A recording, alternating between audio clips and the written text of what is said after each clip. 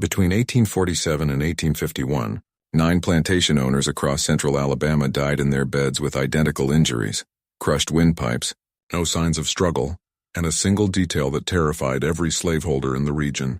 Their bedroom doors were locked from the inside. The victims owned a combined total of over 400 enslaved people, but investigators found something peculiar in each estate's records. Every single one had recently purchased or traded for an unusually tall field hand, whose name appeared in ledgers simply as Jacob. No family name, no age, just Jacob. And here is what the authorities never put in their official reports. 7 of the 9 victims had their tongues severed post-mortem and placed in their own hands. The remaining 2 were found with their mouths stuffed with cotton still attached to the bowl. Local newspapers called it a plague of nighttime apoplexy. The planters knew better. They knew someone was coming for them one by one, and they had no way to stop him. Before we continue with the story of Big Jacob and the terror that swept through Alabama's plantation country, I need you to do something for me. Hit that subscribe button right now, because what you are about to hear has been buried in courthouse basements and private family archives for over 170 years. And I want to know, where are you listening from? Drop your state or city in the comments. I am curious how far this story travels. The investigation into these deaths would ultimately involve 3 sheriffs, 2 federal marshals, and more than 60 armed vigilantes. Yet not a single arrest was ever made.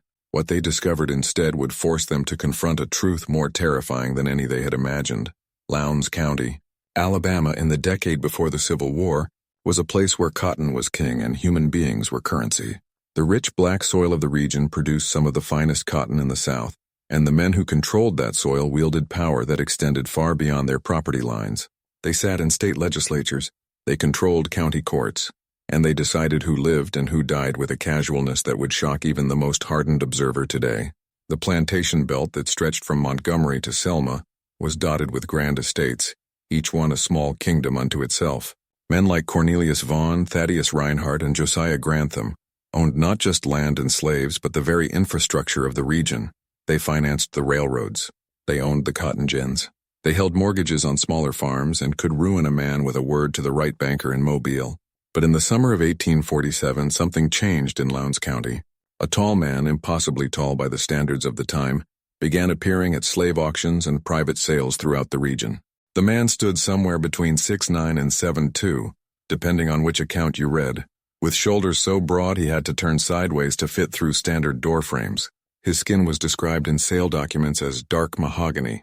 His hands were said to be the size of dinner plates, and his eyes, this detail appears in nearly every description, were pale gray, an unusual trait that made him immediately recognizable. His name, according to the bill of sale from a Savannah auction house dated June 12, 1847, was Jacob, no surname. The document listed his age as approximately 28 years, though the auctioneer noted that this was an estimate as the man himself refused to speak. The word mute appeared in the margin of the sale record, underlined twice. The buyer was a man named Cornelius Vaughn, owner of Sweet Gum Plantation, a 2,000-acre estate 12 miles south of Hanville.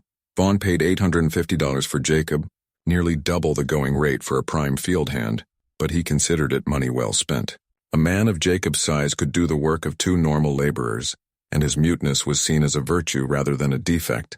A slave who could not speak, could not organize, could not spread discontent, could not testify against his master in any meaningful way. Vaughn brought Jacob back to Sweet Gum in chains, though contemporary accounts suggest the chains were more for show than necessity. Jacob walked with a strange calm, his massive frame moving with a grace that seemed at odds with his size. The other slaves at Sweet Gum, 93 men, women, and children, according to the 1847 property inventory, watched him arrive with a mixture of fear and fascination. What Vaughn did not know, could not have known, was that Jacob had been sold 6 times in the previous 14 months. Each time he had been purchased by a wealthy planter, each time he had been resold within weeks, sometimes days, and each time the seller was not the original buyer, but the man's widow or surviving family members. The pattern was there in the records, clear as day, but scattered across 3 states and a dozen auction houses. No one had bothered to connect the dots. No one had thought to ask why a prime field hand kept returning to market. No one had wondered what happened to the men who bought him. Sweet Gum Plantation in 1847 was one of the crown jewels of Lowndes County. The main house was a Greek Revival masterpiece with 6 columns across the front portico, built from brick fired right there on the property. Cornelius Vaughn lived there with his wife Margaret. their 4 children, and Margaret's elderly mother. The family employed 3 white overseers, 2 house servants who were light-skinned enslaved women, and maintained a staff of field hands divided into 3 gangs based on their physical capabilities. Vaughn himself was 52 years old, a second-generation planter whose father had moved to Alabama from South Carolina in 1818. He was known throughout the county as a stern, but generally fair master by the standards of the time, which is to say he used the whip less frequently than some, but used it nonetheless. He attended the Methodist Church in Hanville every Sunday, served on the County Board of Commissioners, and had twice been elected to represent Lowndes County in the state legislature. But Vaughn had a reputation among the enslaved community that extended far beyond what the white population knew. He was known as a breaker of spirits, a man who took particular satisfaction in crushing the will of slaves who showed signs of independence or pride. He never sold families together if he could avoid it. Separating mothers from children, husbands from wives was, in his view, the most effective way to prevent bonding and potential rebellion. Jacob was assigned to the first gang, the strongest field hands who worked from before dawn until after dark during cotton season. His first week at Sweet Gum, he picked more cotton than any 3 men combined. His second week, the overseer, a man named Randall Peak, made the mistake of assuming Jacob's silence meant submission. Peak struck Jacob across the back with a hickory cane for moving too slowly during a water break. It was a routine punishment, the kind delivered dozens of times a day across thousands of plantations. But Jacob did something unusual. He stopped moving entirely. He did not cry out. He could not, being mute, but he turned his head slowly and looked directly at Peak with those strange pale gray eyes. The look lasted perhaps 3 seconds. Then Jacob returned to work. Peak would later tell others that he felt something in that moment, something that made his bowels turn to water. He never struck Jacob again. The other slaves began to notice things about Jacob. He never ate with the others.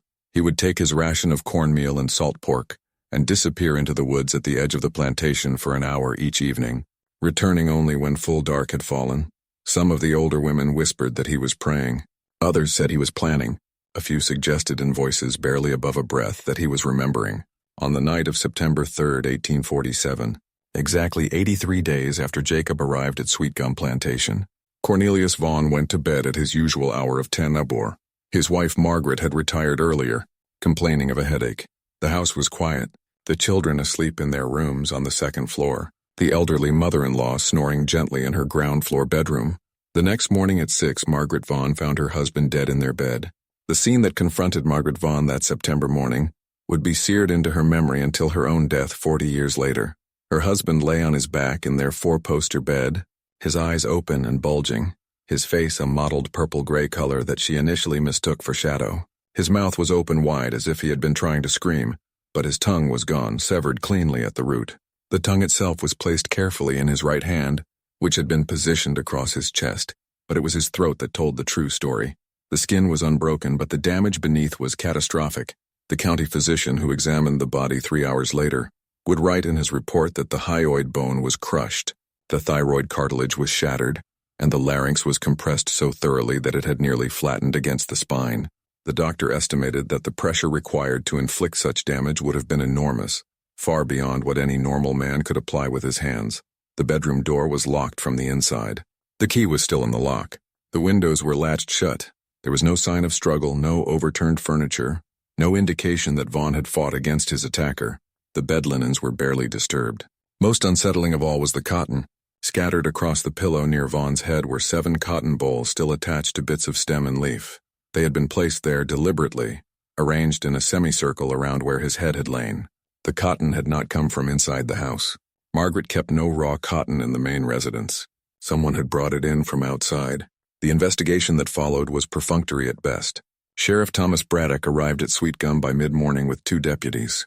They interviewed the family, the white overseers, and a handful of house slaves. Everyone had the same story. They had heard nothing during the night. No screams, no sounds of struggle, no doors opening or closing. The house had been silent. Braddock's working theory, shared with the Vaughn family that same afternoon, was that Cornelius had suffered some kind of apoplectic fit, a sudden seizure that had caused him to bite through his own tongue and somehow damage his own throat through violent convulsions. It was thin reasoning, but it allowed everyone to avoid contemplating the alternative, that someone had entered a locked room and murdered one of the most powerful men in the county without making a sound. The funeral was held 3 days later. Half the county attended, including every major plantation owner within 20 miles. As was customary, the slaves from Sweet Gum were required to line the road as the funeral procession passed, heads bowed in a performance of grief that few felt. Jacob stood at the back of the group, his head level with everyone else's despite being several yards behind them. He did not bow his head. He watched the coffin pass with those pale gray eyes, his face expressionless, his massive hands hanging loose at his sides. 3 weeks after Cornelius Vaughn's death, Margaret Vaughn sold Jacob to a planter named Thaddeus Reinhardt, who owned a 1,500-acre estate called Fair Hope Plantation in Montgomery County, about 30 miles east of Sweet Gum. The sale price was $600, a significant loss on the original investment, but Margaret wanted the giant mute slave gone. Several of the field hands had begun to whisper that Jacob was somehow responsible for her husband's death, though none could say how or why. The whispers made her uncomfortable. Reinhardt was delighted with the purchase. He had heard about the enormous slave who could pick cotton like a machine, and $600 seemed a bargain. He put Jacob to work immediately in his fields, where the man once again proved his worth by outperforming every other slave on the property. Reinhardt was 60 years old, a widower with 3 grown sons who managed various aspects of the plantation's operations. He was known as a harsh master, quick with the whip and quicker with punishment. Slaves who displeased him might find their rations cut in half for a week, or be forced to work in leg irons, or be denied their 1 day of rest on Sunday. Jacob worked without complaint, his silence making him the perfect target for Reinhardt's cruelty. The old man seemed to enjoy ordering the giant slave to perform demeaning tasks, making him kneel to receive instructions, forcing him to bow his head in the presence of white visitors, striking him across the face for imagined offenses. On the evening of October 27, 1847, Thaddeus Reinhardt went to bed alone in his second-floor bedroom at Fairhope's main house. His sons lived in separate cottages on the property, each managing their own section of the plantation. The main house, aside from Reinhardt himself, was occupied only by 2 elderly house slaves who slept in a lean-to attached to the kitchen building, separate from the main structure. The next morning, Reinhardt's body was discovered by one of his sons, who had come to the main house for breakfast. The scene was identical to what had been found at Sweet Gum Plantation. Crushed throat, no signs of struggle, door locked from inside. But this time there was no severed tongue. Instead, Reinhardt's mouth had been stuffed full of raw cotton, so much cotton that his cheeks bulged and his jaw had been forced open wide. Cotton fibers were found deep in his throat, though the physician who examined the body confirmed that suffocation was not the cause of death. The throat had been crushed first. The cotton had been added after. This time the news spread faster. Within days, every planter in central Alabama had heard about the 2 deaths and their disturbing similarities. Sheriff Braddock traveled to Fairhope to investigate personally, and it was during this investigation that someone finally made the connection that should have been obvious from the start. Both men had owned a slave named Jacob. Both men had died within weeks of acquiring him. And according to the bill of sale found in Reinhardt's study, Jacob had been purchased from the widow of Cornelius Vaughan. Braddock immediately ordered Jacob to be found and questioned, but when the overseer went to the slave quarters that evening to retrieve the giant mute field hand, Jacob was gone. His sleeping space, a rough pallet in one corner of a cabin he shared with 8 other men, was empty. No one had seen him leave. No one had heard him go. He had simply vanished sometime between sunset and full dark. A search party was organized immediately. 20 armed men on horseback with dogs borrowed from a neighboring plantation combed the woods and fields around Fairhope for 3 days. They found nothing. No tracks, no trace, no sign of which direction Jacob had fled. But Braddock was a thorough man, and something about the case nagged at him.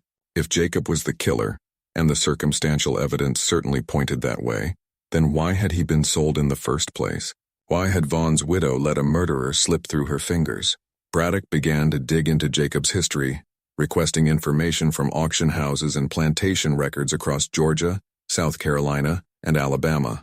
What he discovered made his blood run cold. Jacob had been sold 9 times in the previous 18 months, and in 8 of those 9 cases, the buyer had died within 12 weeks of the purchase. The only exception was a small farmer in Georgia who had bought Jacob, but sold him 2 weeks later after the man claimed the slave made him uncomfortable. The farmer was still alive. 8 dead men, 8 identical causes of death, though scattered across such a wide area that no one had connected them until now. 8 locked rooms, 8 crushed throats, and in 7 of those 8 cases, some form of mutilation involving the tongue or mouth. Braddock compiled his findings into a report that he sent to the governor's office in Montgomery. urging immediate action.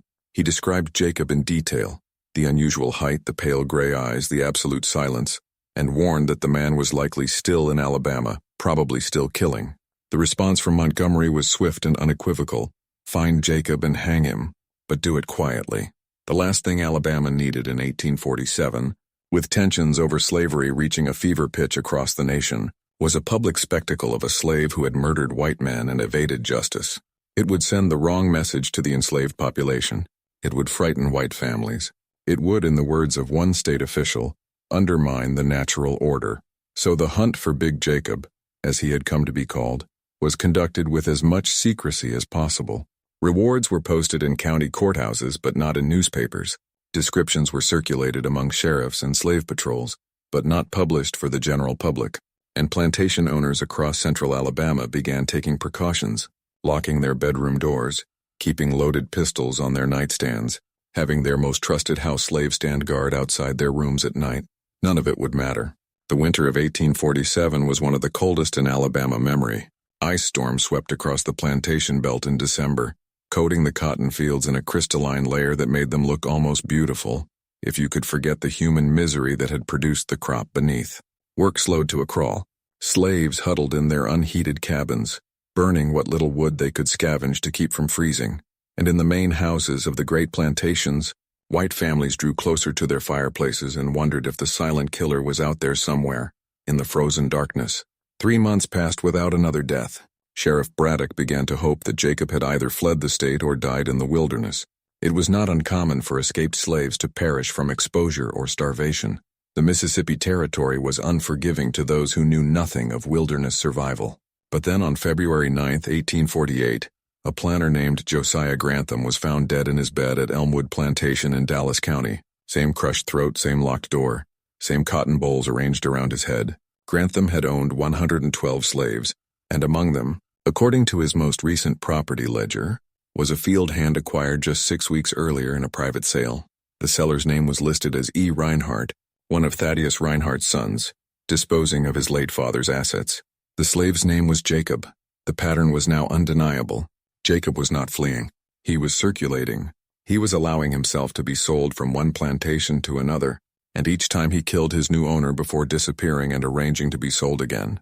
How he managed the logistics of these sales, how he communicated with sellers, how he ensured he ended up at specific plantations remained a mystery, but the fact of it was irrefutable. What Braddock could not understand, what kept him awake late into the night, was the method. How was Jacob entering locked rooms? How was he killing these men without waking them, without causing them to struggle or cry out? And most importantly, why was he doing this? What possible motive could drive a man to such calculated, methodical murder? The answer to that last question would come from an unexpected source, an elderly enslaved woman named Bethany, who lived on a small plantation in Perry County. Bethany was known throughout the region as a healer and a keeper of stories. She was in her 80s, an extraordinary age for an enslaved person in that era, and she had been born in Africa, brought to South Carolina as a young girl on a slave ship. When word of the killings reached Perry County, Bethany asked to speak with the local sheriff. It was an unusual request. Slaves did not typically volunteer information to white authorities, but Bethany was respected even by the white population who valued her medicinal knowledge. The sheriff agreed to meet with her. What Bethany told him was this. She had known a man matching Jacob's description 40 years earlier in South Carolina. He had been a young boy then, maybe 7 or 8 years old, already unusually tall for his age. His mother had been brought from West Africa, from a region where the people grew taller than anywhere else on the continent. His father, according to Bethany, had been the white overseer of the plantation where they lived, a brutal man named Samuel Colton, who took what he wanted from the slave women and thought nothing of it. The boy, Bethany remembered him being called Jacob with a K, had been mute from birth, but he was not deaf and he was not stupid. He understood everything. He watched everything. And according to Bethany, he learned early on that his silence made him invisible to white people. They talked freely in front of him, never thinking that he might remember their words. When Jacob was 10 years old, his mother died under suspicious circumstances. She was found one morning at the bottom of the stairs leading down from the overseer's house. Samuel Colton claimed she had fallen while bringing him his breakfast. No one believed him, but no one dared challenge him either. 3 days later, Samuel Colton was found dead in his bed. His throat had been crushed, though no one could determine how. The boy, Jacob, had been sold away immediately afterward. The plantation owner wanted no part of what he suspected had happened. Bethany had lost track of Jacob after that, but she had heard rumors over the years. A mute slave who moved from plantation to plantation, always seeming to arrive right before tragedy struck. Some people thought he was cursed. Others thought he was a ghost. Bethany believed he was something else entirely. A man who had learned how to kill and who had decided to use that knowledge to settle accounts. Sheriff Braddock listened to Bethany's story with growing horror. If she was right, then Jacob was not acting randomly. He was targeting specific types of men. Plantation owners, overseers, men who held power over the enslaved. Men who, in Jacob's eyes, deserved to die. But that still did not explain the how. How did a man, even a man of Jacob's size and strength, enter a locked room and kill someone without being detected? The answer to that question would come from an unexpected witness. A 7-year-old boy named Thomas Grantham, son of the recently murdered Josiah Grantham. Thomas had been having nightmares since his father's death. Terrible dreams of shadows moving in the dark, of something vast and silent standing over his bed. His mother had dismissed the nightmares as grief and trauma. But one evening, about 3 weeks after the murder, Thomas told her something that made her blood freeze. He said he had seen the giant slave, the one called Jacob, standing in the hallway outside his father's bedroom on the night of the murder. But Jacob had not been walking down the hallway. He had been crawling along the ceiling. The boy's mother immediately dismissed this as fantasy, the product of a child's terrified imagination, but something made her mention it to the sheriff when he came to check on the family. And something made Braddock take it seriously. He returned to Elmwood Plantation and examined the hallway outside Josiah Grantham's bedroom with fresh eyes. The ceilings in the main house were 12 feet high, built in the grand Southern style. The hallway was long and narrow with doors opening off either side, and when Braddock looked up he saw something he had missed on his first examination. There were marks on the ceiling beams, subtle indentations in the wood positioned at regular intervals as if something very heavy had been pressed against them. The marks led from the servants' staircase at the far end of the hallway all the way to Grantham's bedroom door. Braddock stood in that hallway for a long time, trying to make sense of what he was seeing. Then he walked to the servants' staircase and looked up. The staircase was narrow and steep, built for the house slaves who tended to the bedrooms, and the ceiling above it was lower, perhaps 9 feet high instead of 12.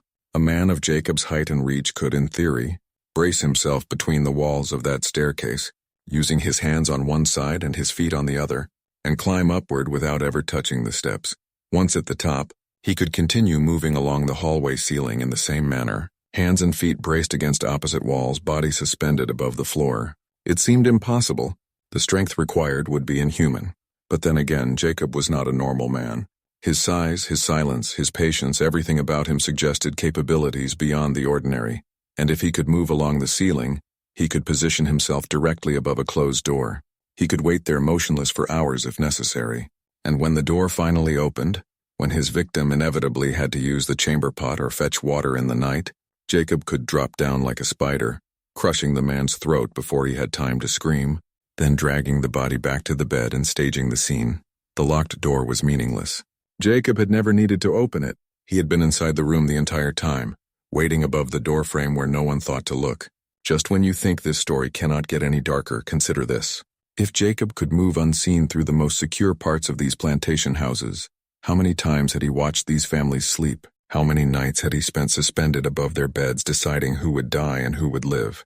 The horror in Lowndes County was not just in the deaths themselves, but in the realization that Big Jacob could have killed anyone at any time, and no locked door or armed guard could have stopped him. If this story is giving you chills, share this video with a friend who loves dark mysteries. Hit that like button to support our content, and do not forget to subscribe to never miss stories like this. Let us discover together what happens next, because the truth behind these murders is even more disturbing than you imagine. Sheriff Braddock's theory about Jacob's method of entry and attack was shared with a select group of lawmen and plantation owners in March of 1848. The reaction was skepticism mixed with terror. Skepticism because the physical capabilities required seemed beyond belief. Terror because if Braddock was right, then every plantation house in Alabama was vulnerable. Measures were taken. Ceilings were examined for marks. Hallways were patrolled at night. Some plantation owners went so far as to have additional locks installed on their bedroom doors or to seal the gaps between door and frame with rags to prevent anyone from observing them from outside. But the precautions were ineffective because they were based on a fundamental misunderstanding of Jacob's pattern. The plantation owners assumed he would strike quickly after being purchased, as he had with Cornelius Vaughn and Thaddeus Reinhardt. They were on high alert for the first few weeks after acquiring any new slave, but as time passed without incident, they relaxed. Jacob had learned patience. His next victim, a planter named William Sturtevant of Wilcox County, owned Jacob for 4 full months before dying in his bed on June 12, 1848. Sturtevant had taken every precaution Braddock had recommended. He had his hallway ceiling examined weekly. He kept 2 loaded pistols within arm's reach of his bed. He had his most trusted house slave, an elderly man named Moses, sleep on a pallet outside his bedroom door. None of it mattered. On the morning of June 13th, Moses woke to find Sturtevant dead in his locked bedroom. The cotton bowls were arranged around his head. His tongue had been severed and placed in his hand, and when investigators examined the ceiling, they found fresh marks that had not been there during the previous inspection 3 days earlier. Jacob had somehow gained access to the house, positioned himself above Sturtevant's bedroom, and waited for his moment. When it came, he struck with the same cold efficiency he had shown in every previous attack. The death of William Sturtevant marked a turning point in the investigation. Up until then, there had been a hope, however slim, that Jacob might be captured or killed. But now it became clear that conventional methods would not work. Jacob was not just physically formidable. He was intelligent, patient, and utterly committed to his mission. Governor Reuben Chapman, responding to increasingly frantic appeals from the plantation community, authorized the formation of a special patrol dedicated solely to finding and eliminating Jacob. The patrol consisted of 20 armed men, all experienced slave catchers led by a professional bounty hunter named Marcus Pettigrew. The bounty for Jacob, dead or alive, was raised to $5,000, an enormous sum that reflected both the danger Jacob posed and the desperation of Alabama's planter class. Pettigrew was a lean, hard man in his early 40s. Originally from Tennessee, he had made his living for 20 years tracking down escaped slaves and returning them to their owners. He claimed to have personally captured more than 300 runaways, and he had never failed to bring back a fugitive once he took the contract. He was also known for his cruelty. The slaves he captured often bore scars from his methods, but in the spring of 1848, the plantation owners of Alabama did not care about his methods. They only cared about results. Pettigrew began his hunt by studying every known detail about Jacob's movements. He obtained copies of all the bills of sale, traced the route Jacob had taken across Alabama, Georgia, and South Carolina, and interviewed dozens of people who had encountered the giant mute slave. What emerged was a picture of a man who was not acting randomly or impulsively, but following a deliberate pattern. Every man Jacob had killed shared certain characteristics. They were all wealthy plantation owners with large numbers of slaves. They were all known within their communities as harsh masters who used the whip freely and broke up slave families without hesitation, and in several cases, they had personal connections to each other, business partnerships, family relationships, shared investments in slave trading ventures. One name kept appearing in the background of these connections: Samuel Colton, the overseer who had been found dead in South Carolina 40 years earlier. Colton, it turned out, had not simply been an overseer. He had been a slave trader on the side, buying and selling slaves for personal profit. Several of the men Jacob had killed had done business with Colton in the 1820s and 1830s, purchasing slaves that Colton had acquired through means that were questionable, even by the standards of the slave trade. Bethany's story about Jacob, the mute boy whose mother had died under suspicious circumstances, began to take on new significance. If Colton had been involved in Jacob's mother's death, and if some of Jacob's victims had been Colton's business associates, then Jacob was not killing randomly. He was working through a list. He was executing a plan that he had been carrying out for 40 years. Pettigrew realized that if he wanted to catch Jacob, he needed to think like Jacob. He needed to determine who would be next on Jacob's list. So he obtained records from slave trading firms that had done business with Samuel Colton in the 1820s and 1830s, cross-referenced them with current plantation owners in Alabama, and came up with a list of 11 names. 8 of those 11 men were already dead. The remaining 3 were Nathaniel Harwick of Butler County, Isaiah Drummond of Chickasaw County, and Preston Dean of Marengo County. All 3 were immediately warned and placed under protection. Pettigrew divided his patrol into 3 groups, with one group assigned to watch each potential victim. For 6 weeks, nothing happened. The plantation owners began to hope that Jacob had fled Alabama or died in the wilderness. Pettigrew's men grew bored and complacent, spending their evenings drinking and their days sleeping off hangovers. Then, on August 2, 1848, Nathaniel Harwick was found dead in his bed. Crushed throat, locked door, cotton bowls arranged around his head, His tongue had been severed and placed in both hands, folded as if in prayer. The patrol that had been assigned to protect Harwick had been stationed outside his plantation house all night. They swore that no one had entered or left the building. They had checked every door and window at regular intervals. They had even examined the ceiling of Harwick's bedroom hallway twice during the night. And yet Jacob had killed him anyway. The realization hit Pettigrew like a physical blow. Jacob had been inside the house before the patrol arrived. He had been waiting somewhere in the structure, possibly for days. He had the patience to remain hidden and motionless for as long as necessary, and he knew these plantation houses better than the white families who lived in them. How could he know them so well? The answer came from an unexpected source, a plantation ledger found in Harwick's study. The ledger listed all of Harwick's slaves by name, age, and assignment, and there, in a section labeled Recent Acquisitions, was an entry dated June 20th, 1848. Jacob, male, approx 30 years, mute field hand, purchased from W. Sturtevant estate sale, $400. Jacob had been living at Harwick's plantation for 6 weeks. He had been working in the fields during the day, sleeping in the slave quarters at night and waiting for his moment. When the patrol arrived and began their watch, Jacob had simply hidden himself somewhere in the main house, the attic perhaps, or a seldom-used storage room, and waited for the inevitable moment when vigilance would waver. Pettigrew realized that he had fundamentally misunderstood the situation. Jacob was not a fugitive slave, running from plantation to plantation. He was allowing himself to be sold, moving through the system that had enslaved him, using that system against itself. He was invisible because he was exactly where he was supposed to be, working in the fields, living in the quarters, performing the labor expected of him. And when the time came to kill, he simply used the access that his enslaved status gave him. It was brilliant in its simplicity and terrifying in its implications. The death of Nathaniel Harwick sent shockwaves through Alabama's planter class that exceeded even the panic caused by previous murders.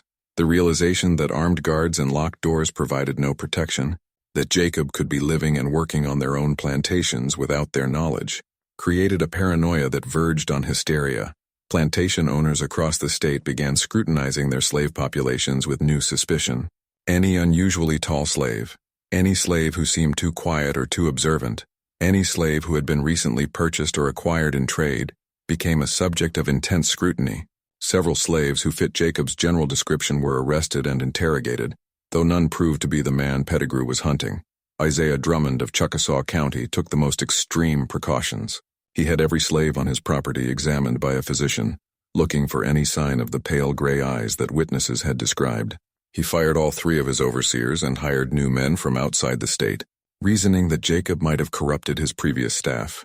He moved out of his plantation house entirely, taking up residence in a hotel in the town of Butler, 20 miles away, and visiting his property only during daylight hours, always with armed escorts. Preston Dean of Marengo County took a different approach.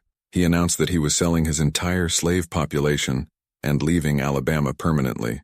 He would liquidate his holdings, he declared, and move to Texas where he could start fresh without the threat of Jacob hanging over his head. The estate sale was scheduled for September 15, 1848. Notices were posted in newspapers across the South, advertising the sale of 147 slaves along with land, equipment, and livestock. Buyers began arriving at Dane's plantation a week before the sale date, examining the slaves and making preliminary bids. Among the slaves to be sold was a field hand named Jacob. Dane had purchased the man 8 months earlier from an estate sale in Wilcox County, the estate of William Sturtevant, the man who had died in June. Dane had not made the connection at the time, but when he reviewed his property records after Harwick's death, he found the purchase entry and immediately sent word to Pettigrew. Pettigrew arrived at Dane's plantation on September 10th with his full patrol of 20 men. They found Jacob working in the cotton fields, moving down the rows with mechanical efficiency, his massive frame bent over the plants. When the patrol approached, Jacob straightened and regarded them with those distinctive pale gray eyes, his expression utterly blank. Pettigrew had brought chains, heavy iron shackles that would have been sufficient to restrain any normal man. But when his men attempted to place the chains on Jacob, something unexpected happened. Jacob did not resist. He did not fight. He simply stood still and allowed the men to approach. But as the first man reached out to grasp Jacob's wrist, Jacob did something that made every member of the patrol take an involuntary step backward. He smiled. It was not a natural expression. His lips pulled back from his teeth in a way that seemed almost unfamiliar to his face, as if he had learned the mechanics of smiling from observation. but had never truly felt the emotion behind it.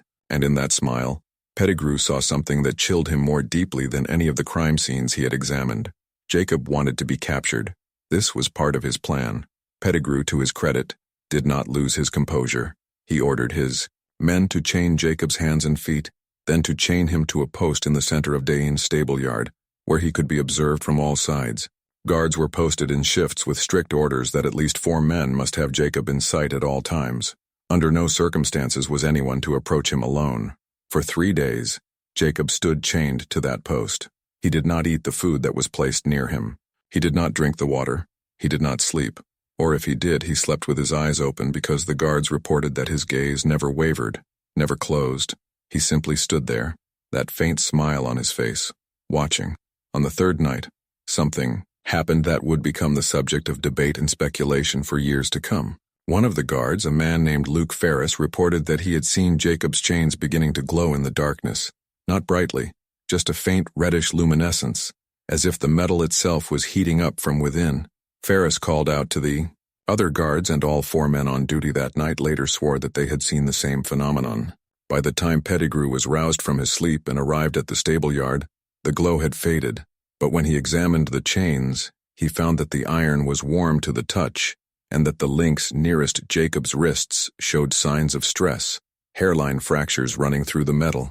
Pettigrew had the chains replaced immediately using fresh iron fetters that had been forged specifically for Jacob, with links twice as thick as normal, and he doubled the guard, placing 8 men around the post, instead of 4. The next morning, September 14th, the day before the scheduled estate sale, Pettigrew made his decision. Jacob would not be brought to trial.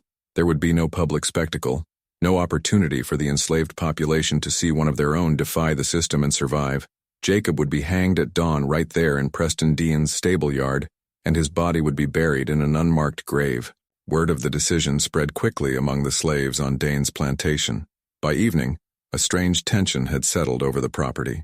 The slaves in the quarters were unusually quiet, gathering in small groups and speaking in whispers. Several of the overseers reported feeling uneasy, though they could not articulate why. Preston Dean himself, despite his earlier decision to leave Alabama, decided that he wanted to witness Jacob's execution. He would stay 1 more night, he announced, and see this threat ended once and for all. Then he would complete his preparations for departure. That night, Dane retired to his bedroom on the 2nd floor of his plantation house. Pettigrew offered to post guards inside the house, but Dane refused. Jacob was chained and under constant observation in the stable yard, more than 100 yards from the main house. There was no possible way he could pose a threat. Dan locked his bedroom door, loaded his pistol and placed it on his nightstand. Then he climbed into bed, and for the first time in weeks, slept soundly. He woke sometime in the deepest part of the night to the sensation of pressure on his chest. In the darkness, he could not immediately identify what was causing the sensation. He reached for his pistol, but his hand encountered only empty air. The nightstand was somehow beyond his reach. Then his eyes adjusted to the darkness, and he saw what was pinning him to his bed. Jacob's face hung directly above his own, so close that Dan could feel the warmth of the giant man's breath. Those pale gray eyes reflected what little moonlight filtered through the window, giving them an almost luminous quality. And Jacob's hands, those massive, impossibly strong hands, were wrapped around Dane's throat. Dane tried to scream, but no sound emerged. He tried to struggle, but Jacob's weight was immovable. He tried to understand how this was possible, how Jacob could be here when he was supposed to be chained in the stable, but his oxygen starved. Brain could not process the impossibility of what was happening. The last thing Preston Dane saw was Jacob's smile, that same unnatural mechanical expression widening slightly as the pressure on his throat increased beyond the point of endurance. In the stable yard, the guards maintained their watch around the post where Jacob was chained. The giant mute slave stood exactly as he had for the past 4 days, his eyes open, his posture unchanged. The guards noted nothing unusual, and their reports would later confirm that Jacob had been under observation throughout the entire night. At dawn, when Pettigrew arrived to oversee the execution, he found his guards still at their posts, still watching Jacob. But when he approached Preston Dane's plantation house to inform the owner that the hanging was about to proceed, he found the household in chaos. Preston Dean was dead in his locked bedroom. His throat had been crushed. 7 cotton bolls were arranged around his head, and his tongue had been severed and placed in both hands, folded as if in prayer. The discovery of Preston Dane's body while Jacob remained under constant observation created a crisis that went beyond simple law enforcement. If Jacob had not killed Dain and the guards were unshakable in their testimony that he could not have, then who had? And if Jacob was not responsible for this murder, did that mean he was not responsible for the others? Marcus Pettigrew, standing in Dean's bedroom and looking at the familiar scene of death, understood in that moment that everything he thought he knew about this case was wrong. Jacob had not killed Preston Dain. Jacob had not killed any of them, at least not directly. But Jacob was absolutely central to what was happening, and the truth was more disturbing than any explanation Pettigrew had previously entertained. He returned to the stable where Jacob still stood chained to the post, and he did something that none of his men had done in the 4 days since Jacob's capture. He approached the giant slave and spoke to him directly. "You did not do it," Pettigrew said quietly. "You could not have.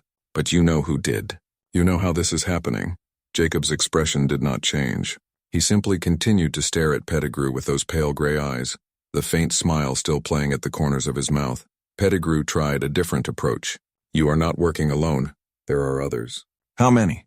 And for a long moment Jacob did not respond.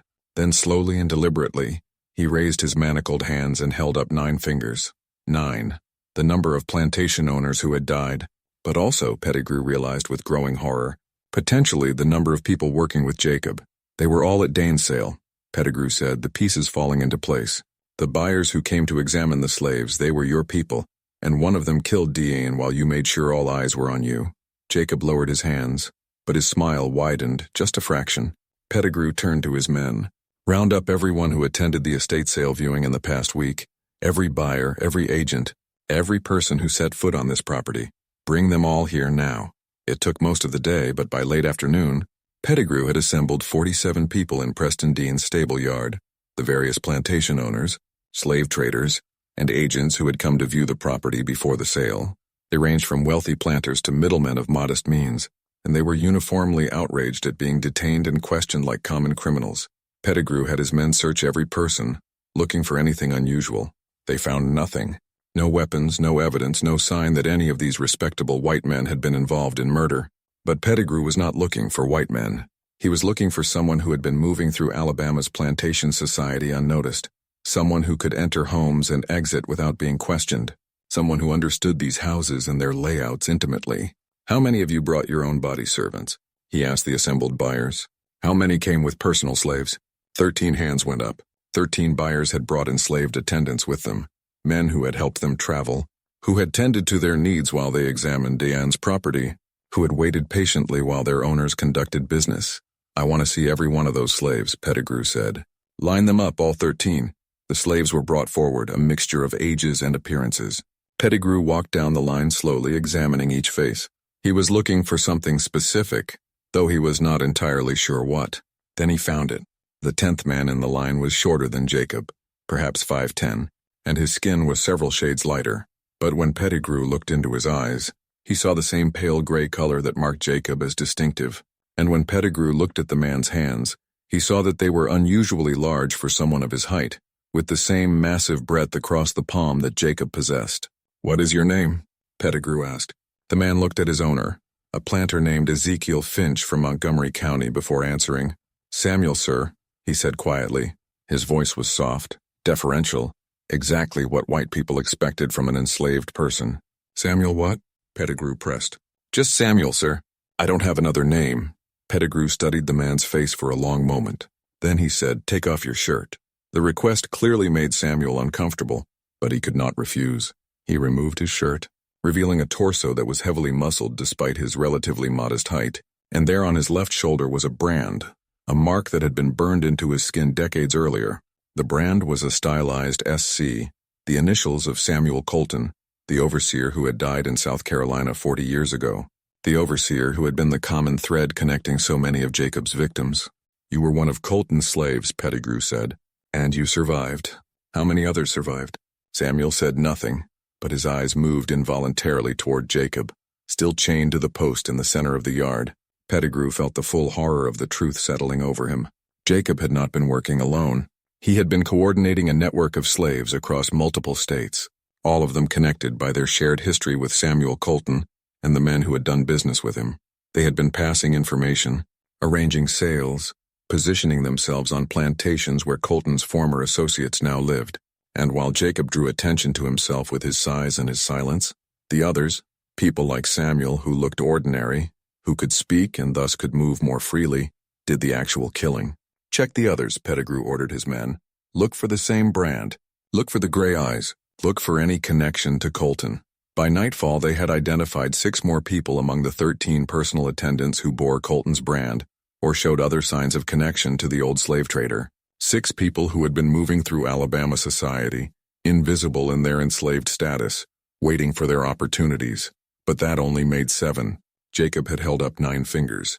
The other 2, Pettigrew realized with a sinking feeling, were still out there, and one of them had killed Preston Dane. The interrogations began immediately. Pettigrew had the 7 suspects separated and questioned individually, but none of them would speak. They simply stared at their interrogators with varying degrees of defiance or blank indifference, refusing to confirm or deny anything.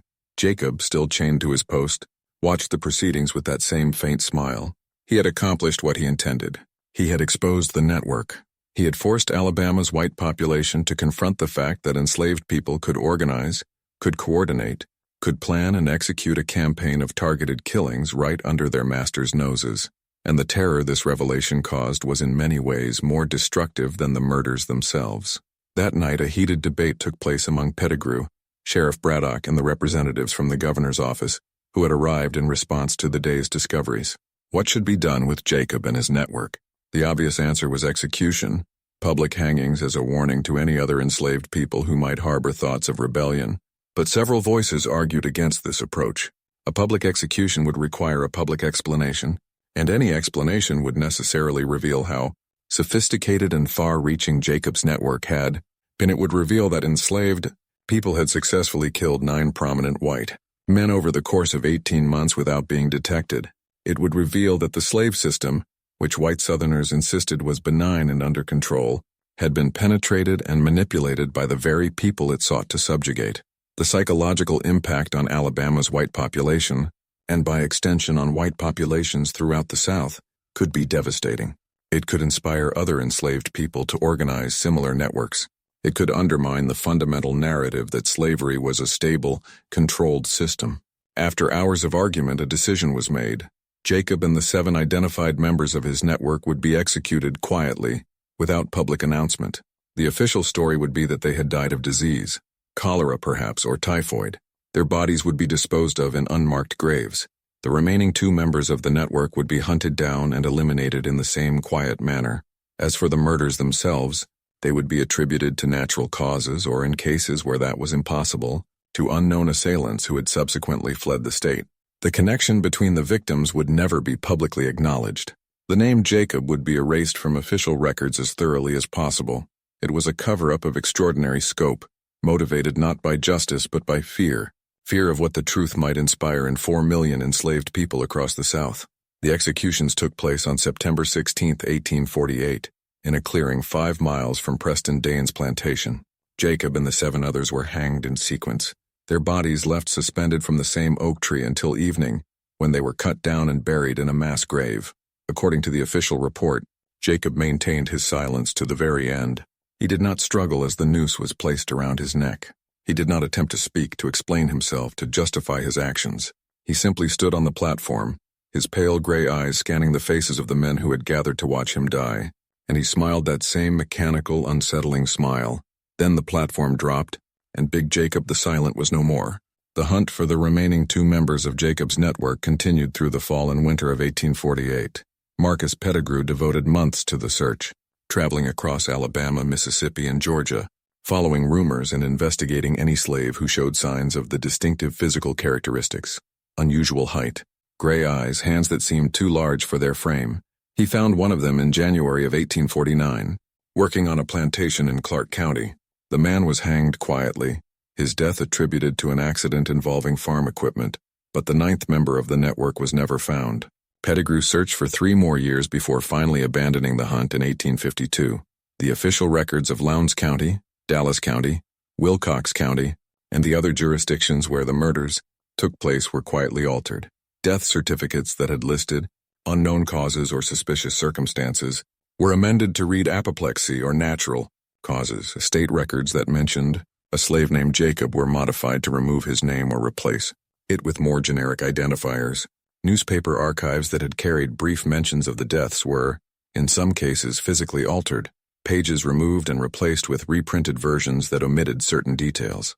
The conspiracy of silence was remarkably effective.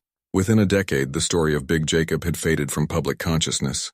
The few people who remembered the events were reluctant to discuss them, partly because they had been instructed not to, and partly because the truth was simply too disturbing to contemplate. But the story survived in the enslaved community. It was passed down through generations, transformed and embellished in the way that oral histories often are, but retaining certain core elements. A giant man who could not speak, a network of people who coordinated to strike back against their oppressors, a campaign of justice that the white authorities could neither prevent nor fully understand. Some versions of the story claimed that Jacob had supernatural powers, that he could pass through walls or become invisible. Others said he had never been caught, that the execution had been staged and he had escaped to the north. Still others maintained that he had been one of many, that the network continued operating long after his death, quietly eliminating the worst of the slave owners and overseers. The truth, as best as it can be reconstructed from fragmented records and second-hand accounts, is both simpler and more remarkable than any of the legends. Jacob, or Jacob as he had been called in his childhood, had been born into slavery around 1819 in South Carolina. His mother had been a woman of extraordinary height, brought from West Africa, as part of the last generation of people kidnapped and imported before the international slave trade was officially banned in 1808. His father had been Samuel Colton, the white overseer, who had used his position to brutalize the enslaved women under his control. Jacob's muteness was likely congenital, possibly the result of some developmental abnormality, but his inability to speak had paradoxically become his greatest asset.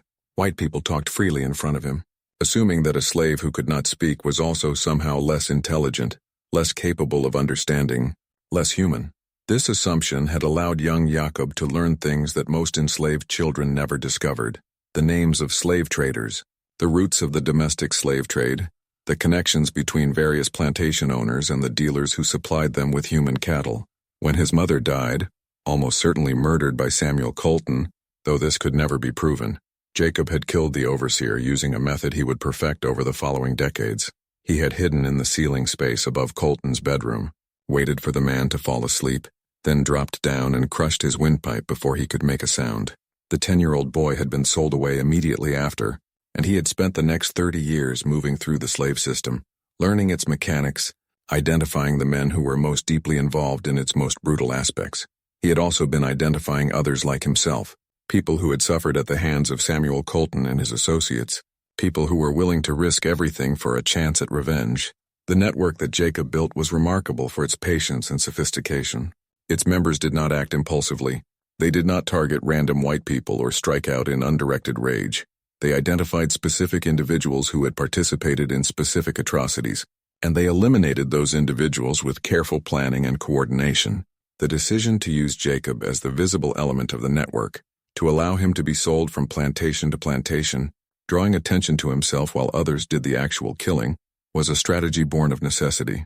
Jacob's size and distinctive appearance made him memorable, and his muteness meant he could never be forced to reveal information under interrogation. By positioning himself as the apparent killer, he drew focus away from the others, allowing them to operate with greater freedom. The cotton bowls and the severed tongues were not random symbols. They were messages, though their precise meaning has been lost to time. Some historians have speculated that the cotton represented the crop that had sustained the slave system, while the severed tongues represented the stolen voices of millions of enslaved people who had been forced into silence. Others have suggested that the symbols had personal significance, related to Jacob's mother or to events in Samuel Colton's career as a slave trader. What is certain is that Jacob's campaign succeeded in its immediate objective. 9 men who had profited from Samuel Colton's slave trading activities died as a direct result of Jacob's network. Several others, like Isaiah Drummond, fled Alabama entirely, selling their slaves and abandoning their plantations out of fear. The economic impact on Alabama's plantation system, while not catastrophic, was significant enough to be noted in contemporary financial records. But the longer-term impact was more subtle and perhaps more important. The story of Big Jacob, even in its suppressed form, became part of the underground narrative of enslaved resistance. It demonstrated that the system could be penetrated, that careful planning and coordination could overcome even the most secure defenses, that justice, however rough and bloody, was possible even for people who had been stripped of all legal rights. In the years leading up to the Civil War, there were other incidents in Alabama and surrounding states that bore certain similarities to Jacob's methods. Plantation owners found dead in their beds with crushed throats, locked rooms, no signs of struggle. These incidents were never officially connected to Jacob's network, and it is impossible to know whether they were the work of the surviving members of that network or simply copycat actions inspired by the legends that had grown up around Big Jacob's story. What is known is that Marcus Pettigrew, the bounty hunter who had orchestrated Jacob's capture and execution, never worked as a slave catcher again after 1849. He returned to Tennessee and took up farming, living quietly until his death in 1867. In his later years, according to family members, he would sometimes wake in the night, claiming that he could feel eyes watching him from the ceiling above his bed. Sheriff Thomas Braddock served in Lowndes County until 1861, when he resigned his position and fled to Texas rather than be conscripted into Confederate service. He died there in 1863, reportedly of pneumonia, though some accounts suggest he was found dead in his bed with injuries that were never fully explained. The plantation houses where the murders took place all still stand in various states of preservation. Sweet Gum Plantation, where Cornelius Vaughn died, is now a bed and breakfast that makes no mention of its history and its promotional materials. Fairhope Plantation burned in 1852 under mysterious circumstances and was never rebuilt. Elmwood Plantation, where Josiah Grantham died, is maintained as a historic site, though tour guides carefully avoid discussing the events of 1848.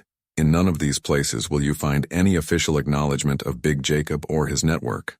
The historical plaques, the museum displays, the carefully curated narratives of the Old South all omit this chapter of history. It is as if the conspiracy of silence that began in September of 1848 has continued unbroken into our own time. But the story persists in oral tradition, in family histories, in the fragments that survived the attempted erasure, and every now and then, researchers digging through old courthouse records or estate papers will find anomalies, names that have been crossed out and replaced, death certificates that show signs of alteration, references to events that are not explained anywhere else in the historical record. These fragments are all that remain of a story that Alabama's white establishment desperately wanted to forget. The story of a man who could not speak but found a way to make his voice heard, who was treated as property but refused to be owned, who was considered less than human, but proved himself more thoughtful, more strategic, and more dangerous than any of the men who claimed to be his masters. This mystery shows us that the history we think we know is often incomplete, that the official records tell only part of the story, and that the most significant acts of resistance are sometimes the ones that have been most thoroughly suppressed. What do you think of this story? Do you believe everything was revealed? Could there be more to Jacob's network than was ever discovered? Leave your comment below. If you enjoyed this tale and want more horror stories like this, subscribe, hit the notification bell, and share with someone who loves mysteries. See you in the next video.